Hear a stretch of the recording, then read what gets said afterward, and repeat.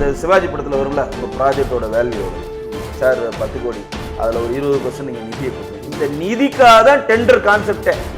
கொளத்தூர்லேருந்து ஒரு 10 கோடி எடுத்துகிட்டு வா, நம்ம கபாலீஸ்வர் கோயில் அறநிலையத்துறை ஃபண்ட்லேருந்து 10 கோடி எடுத்துகிட்டு வா. கபாலீஸ்வர் கோயிலில் நாங்கள் ஒரு காலேஜ் கட்டிட்டோம், மாண்புமிகு முதலமைச்சர் தொகுதியில் கொளத்தூரில் கட்டிட்டோம். ப்ராஜெக்ட் வேல்யூ எவ்வளோ? 10 கோடி, 2 கோடி அமைக்கும். சாதாரண கீழே வேலை செய்கிற பணியாளர்களுடைய சுமைகள் அதிகரிக்கிறது, ரெஸ்பான்சிபிலிட்டி அதிகரிக்கிறது, அவனுடைய வருமானம் கையிலிருந்து போகிறது.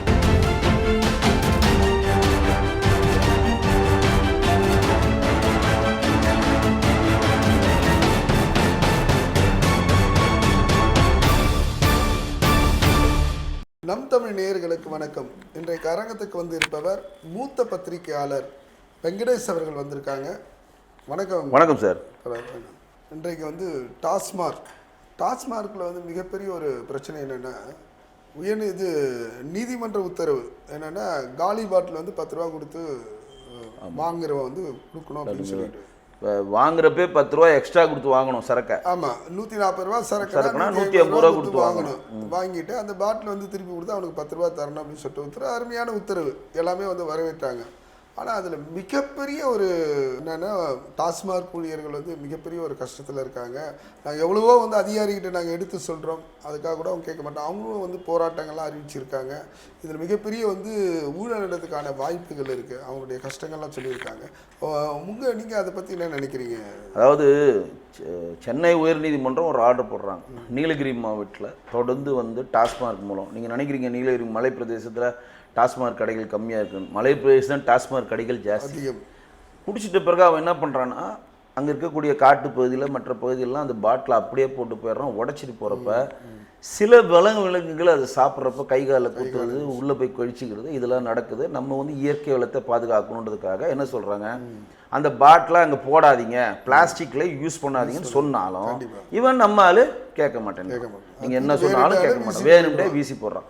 அப்போ தான் இன்னொரு ஆர்டர் போடுறாங்க, என்ன, நீ விற்கிறப்பே 10 ரூபா எக்ஸ்ட்ரா வச்சுக்கோ, அந்த பாட்டில் அவன் சேஃபாக எடுத்து வந்து கொடுத்தா 10 ரூபா கழிச்சிக்கோ அப்படின்னா, அது நீலகிரி மாவட்டத்தில் ஒரு நல்ல ஒரு பயனை தெரிஞ்சு. அப்போ குடிச்சோன்னா அவன் தூக்கி போட மாட்டான், அந்த பாட்டில் எடுத்து சேஃபாக பாக்கெட்டில் வச்சுப்பான், வண்டியில் வச்சுப்பான். அடுத்த முறை எப்போ நம்ம கடைக்கு போகிறோமோ அதை கொடுத்துட்டு 10 ரூபா வாங்கிக்கலாம் அப்படின்னு.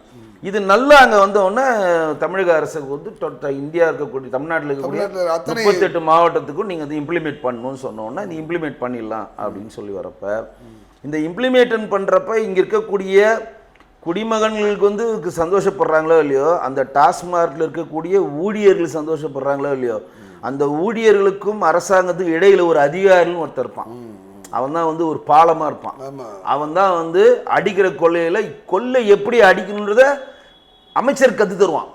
நல்ல அமைச்சர் கத்துருவான். நீங்க நினைக்கிற மாதிரி செந்தில் பாலாஜி வந்து அறிவார்ந்த சிந்தனை உடையவர், எப்படிலாம் சம்பாதிக்கணுன்ற பிஎஸ்சி படிச்சவர்லாம் கிடையாது. இங்கு நடக்கிற அனைத்து அமைச்சர்களுடைய ஊழல்களை காண அந்த லூப்போலை கற்றுத்தருவர்கள் எல்லாருமே அதிகாரிகள் தான். அதாவது அந்த அங்க இருக்கக்கூடிய டிஎம் எல்லாமே அதிகாரிகள் தான். ஜிஎம் அத்தனை பேர். அந்த அதிகாரி எப்படி சொல்லுவானா, எப்படின்னு சம்பாதிக்கணும்னு கத்துருவான், எப்படி கணக்கு எழுதணும்னு கத்துருவான், எப்படி கேஸ் வந்தா அதுல இருந்து தப்பிக்கணும்னு கத்துருவான், எப்படி வந்து மக்கள் மனதில் இது மடை மாற்றுன்றதை எல்லா லூப்போலும் கற்றுக்கொண்டு அதுக்கு பலியாகிறது வந்து டாஸ்மார்க் ஊழியர்கள் தான் பலியாகும் பண்ணுவான். கரெக்டாக சொல்லிட்டீங்க. அப்போ என்ன, அதிகாரிகள் சார் இந்த மாதிரி ஒரு திட்டம் வருது, இதை நம்ம இம்ப்ளிமெண்ட் பண்ணால் நமக்கு இவ்வளோ பணம் கிடைக்கும், இந்த பாட்டில் வந்த மாதிரி சொல்லிட்டு இவ்வளோ 240 கோடி வந்து டெண்டர் விட்டுருக்காங்க போல இந்த பாட்டில் வாங்குறதுக்கு. அதுதாங்க இப்போ நான் எல்லா வாட்டியும் எல்லா காணொலியிலையும் சொல்கிறேங்க, நீங்கள் ஏன் டெண்டர்கிட்டே விட்றீங்க? நீ தான் எம்ப்ளாயி வச்சிருக்கீங்க, நீங்க ரோடு போட போறீங்க. தமிழக அரசினுடைய நெடுஞ்சாலைத்துறை சம்பந்தமான பணியாளர் இருக்காங்களே, ஒரு 100 பணியாளர். ஒரே ஒரு எக்ஸாம்பிள் சொன்னா உங்களுக்கு புரியும். இந்தியா ஃபுல்லா தேர்தல் நடத்துறாங்களே, இந்திய தேர்தல் ஆணையம். அந்த இந்திய தேர்தல் ஆணையத்துக்கு இந்தியா ஃபுல்லா எவ்வளவு எம்ப்ளாயிஸ்? வெறும் 700 பேர் தான் எம்ப்ளாயி. 700 மெம்பர்ஸ். இந்தியா ஃபுல்லா தேர்தல் நடத்துறானா? இங்க வரீங்க, இப்ப தமிழ்நாடு நெடுஞ்சாலைத்துறைன்னு வச்சுக்கோங்க, இப்போ ரோடு போடணும், மாநில நெடுஞ்சாலை நீங்க ரோடு போடணும். தமிழ்நாடு நெடுஞ்சாலைத்துல 1000 பேர் தான் இருக்கான்னு வச்சு ஒரு எக்ஸாம்பிள் சொல்றேன், சும்மா சொல்ற எக்ஸாம்பிள். இந்த 1000 பேர் அந்த ரோடு போடுறதுக்கான தேவைகளுக்கான மூலப்பொருளை வாங்குறதும், அதற்கான வேலையாட்களை அப்பாயின்ட் பண்ணி அதே பண்ணி அவங்களே பண்ணா முடிஞ்சிச்சே. கண்டிப்பா. நீ எதுக்கு டெண்டர் விடுற? இந்த டெண்டர்ன்றது என்ன கான்செப்ட் தெரியுங்களா? அந்த சிவாஜி படத்துல வரும்ல, உங்க ப்ராஜெக்டோட வேல்யூ எவ்வளவு சார்? 10 கோடி, அதில் ஒரு 20% நீங்கள் நிதியை கொடுத்துருங்க. இந்த நிதிக்காக தான் டெண்டர் கான்செப்டே. தூய்மை பணியாளர்களுக்கு சோறு போடுறேன்னு சொல்றதுக்கும் டெண்டர் தான்.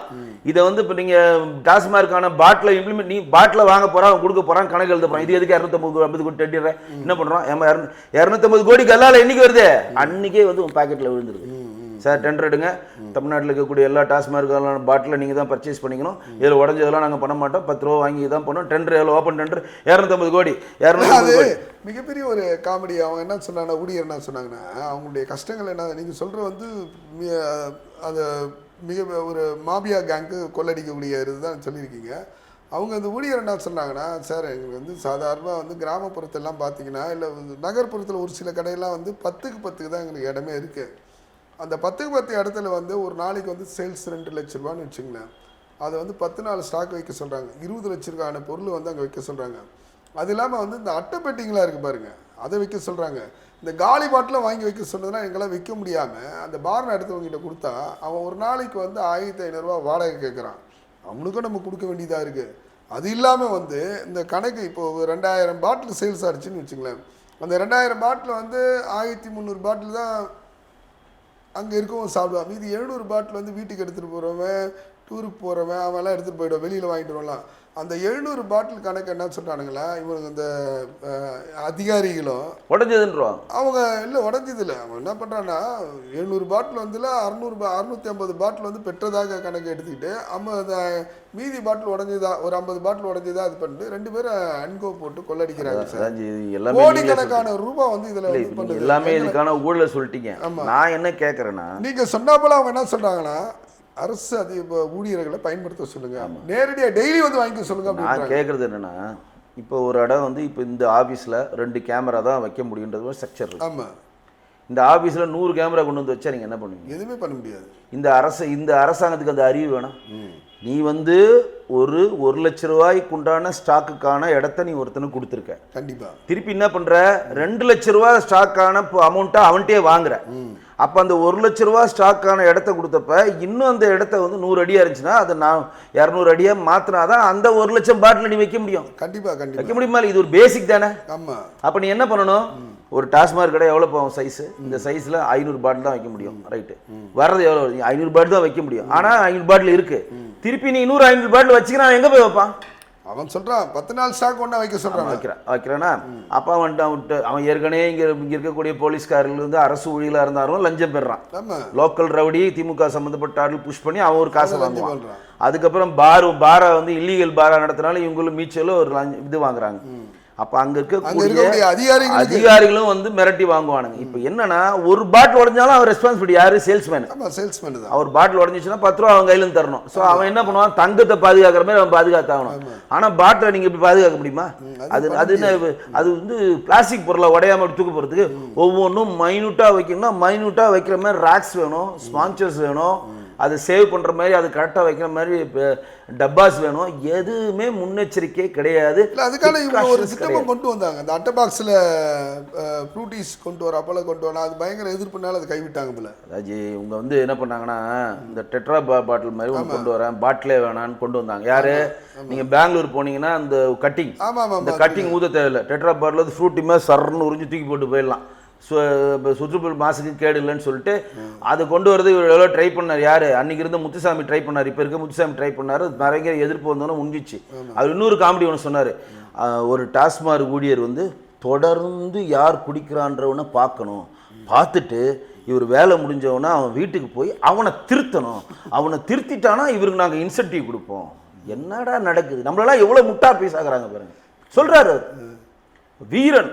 என்ன வீரன்றது எவ்வளோ ஒரு ஆகம சொல்லு, மிகப்பெரிய ஒரு வீர சொல்லு, எவ்வளோ ஒரு வெற்றின்னு சொல்லு. அதுக்கு வச்சுக்கிறான் பாட்டிலுக்கு.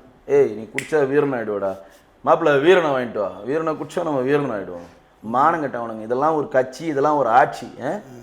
என்ன ஒருத்தர் 100 பாட்டில் வைக்க வேண்டிய இடத்துல நீ 200 பாட்டில் வைக்க சொன்னால் அவன் இன்ஃப்ராஸ்ட்ரக்சர் அதிகப்படுத்தணும். அதை ஹேண்டில் பண்ணுறது பாட்டிலுங்க. இல்லாட்டி வேற மாற்று பொருளை நீ தயாரிச்சு கொடு. யார் வேணானது ஒன்று? கோர்ட் ஆர்டர்ன்றது சுற்றுச்சூழலை பாதுகாக்க வேண்டியது நம்ம கடமை.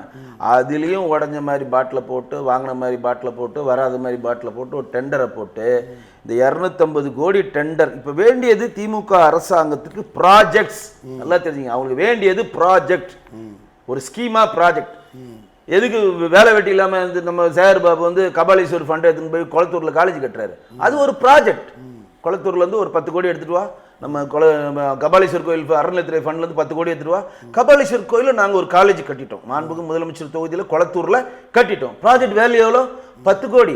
2 கோடி அமைக்கிக்கோ, 8 கோடி தான் ப்ராஜெக்ட். Project project project.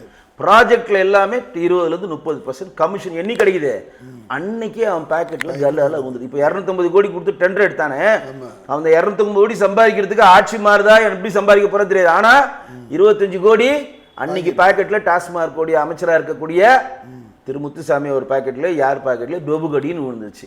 கட்சியில சொல்றோன்னா தலைவர் 225 கோடி வந்துச்சு, தலைமைக்கு 20 கோடி அமிச்சிட்டேன், 5 கோடி நான் எடுத்துக்கிட்டேன் தலைவர், ஓகே தேர்தலுக்கு நீங்க யூஸ் பண்ணிக்க. அப்ப இந்த தூய்மை பணியாளருக்கும் நான் தான் சொன்னேன், நீ எல்லாருக்கும் சாப்பாடு கொடுக்குறல, எதுக்கு நீ டெண்டர் விடுற? எதுக்கு நீ டெண்டர் விடுற? அதான் முனைக்கு முனை அம்மா உணவு இருக்குல்ல, அவங்க போய் சாப்பிட சொல்லு. ஒருத்தன் உள்ள வரனா இந்த 3 டோக்கன், காலை மத்தியானம் சாயங்காலம் தான் டோக்கன். அப்படி நேரா போ, உனக்கு எப்ப என்ன டைம் சௌகரியமா இருக்க சாப்பிட்டுக்க. சாப்பிட முடியல பார்சல் வாங்கி வீட்டுக்கு போ. அம்மா ஹோட்டல் டெவலப் ஆகணும், டெண்டர் உடனே ஓப்பன் டெண்டர், அதுக்கு 25 கோடி டெண்டர்.